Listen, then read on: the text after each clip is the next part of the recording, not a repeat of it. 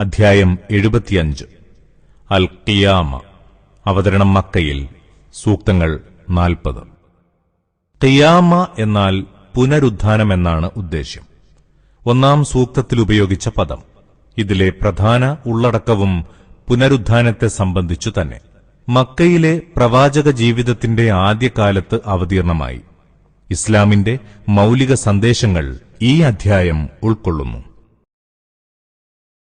ബിസ്മില്ലാഹിർ റഹ്മാനിർ റഹീം.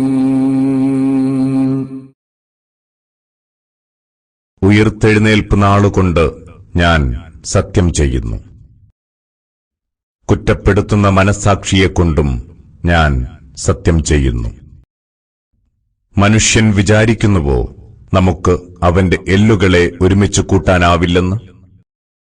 എന്നാൽ നാം അവന്റെ വിരൽത്തുമ്പ് പോലും കൃത്യമായി നിർമ്മിക്കാൻ പോന്നവനാണ്. എന്നിട്ടും മനുഷ്യൻ തന്റെ വരുംകാല ജീവിതത്തിൽ ദുർവൃത്തികൾ ചെയ്യാൻ ഉദ്ദേശിക്കുന്നു.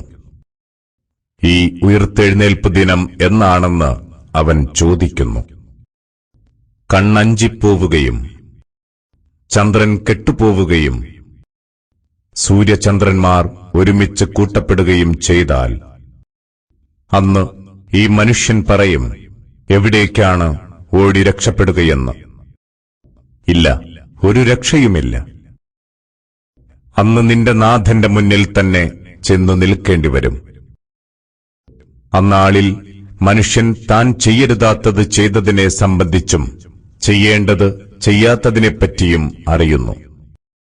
എന്നല്ല, അന്ന് മനുഷ്യൻ തനിക്കെതിരെ തന്നെ തെളിവായിത്തീരുന്നു. അവൻ എന്തൊക്കെ ഒഴികഴിവ് സമർപ്പിച്ചാലും ശരി. ഖുർആൻ പെട്ടെന്ന് മനഃപ്പാഠമാക്കാനായി നീ നാവ് ചലിപ്പിക്കേണ്ടതില്ല. അതിന്റെ സമാഹരണവും അത് ഓതിത്തരലും നമ്മുടെ ബാധ്യതയാണ്. അങ്ങനെ നാം ഓതിത്തന്നാൽ ആ പാരായണത്തെ നീ പിന്തുടരുക. തുടർന്നുള്ള അതിന്റെ വിശദീകരണവും നമ്മുടെ ചുമതല തന്നെ. എന്നാൽ അങ്ങനെയല്ല, നിങ്ങൾ താൽക്കാലിക നേട്ടം കൊതിക്കുന്നു, പരലോകത്തെ അവഗണിക്കുകയും ചെയ്യുന്നു. അന്ന് ചില മുഖങ്ങൾ പ്രസന്നങ്ങളായിരിക്കും, തങ്ങളുടെ നാഥനെ നോക്കിക്കൊണ്ടിരിക്കുന്നവയും. മറ്റു ചില മുഖങ്ങൾ അന്ന് കറുത്തിരുണ്ടവയായിരിക്കും, തങ്ങളുടെ മേൽ വൻ വിപത്ത് വന്നു വീഴാൻ പോവുകയാണെന്ന് അവ അറിയുന്നു. മാത്രമല്ല, ജീവൻ തൊണ്ടക്കുഴിയിലെത്തുകയും മന്ത്രിക്കാൻ ആരുണ്ട് എന്ന ചോദ്യമുയരുകയും ഇത് തന്റെ വേർപാടാണെന്ന് മനസ്സിലാവുകയും കണങ്കാലുകൾ തമ്മിൽ കൂടിച്ചേർന്ന് കെട്ടിപ്പിണയുകയും ചെയ്യുമ്പോൾ അതാണ് നിന്റെ നാഥങ്കലേക്ക് നയിക്കപ്പെടുന്ന ദിനം. എന്നാൽ അവൻ സത്യമംഗീകരിച്ചില്ല, നമസ്കരിച്ചതുമില്ല. മറിച്ച് നിഷേധിക്കുകയും പിന്തിരിയുകയും ചെയ്തു. എന്നിട്ട് അഹങ്കാരത്തോടെ സ്വന്തക്കാരുടെ അടുത്തേക്ക് പോയി. അതുതന്നെയാണ് നിനക്ക് ഏറ്റവും പറ്റിയതും ഉചിതവും. അതെ, അതുതന്നെയാണ് നിനക്കേറ്റവും പറ്റിയതും ഉചിതവും. മനുഷ്യൻ കരുതുന്നു അവനെ വെറുതെയങ്ങ് വിട്ടേക്കുമെന്ന്.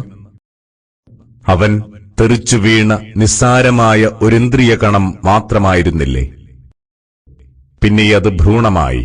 അനന്തരം അല്ലാഹു അവനെ സൃഷ്ടിച്ചു, അവയവ പൊരുത്തമേകി. അങ്ങനെ അവൻ അതിൽ നിന്ന് ആണും പെണ്ണുമായി ഇണകളെ ഉണ്ടാക്കി. അതൊക്കെ ചെയ്തവൻ മരിച്ചവരെ വീണ്ടും ജീവിപ്പിക്കാൻ പോന്നവനല്ലെന്നോ?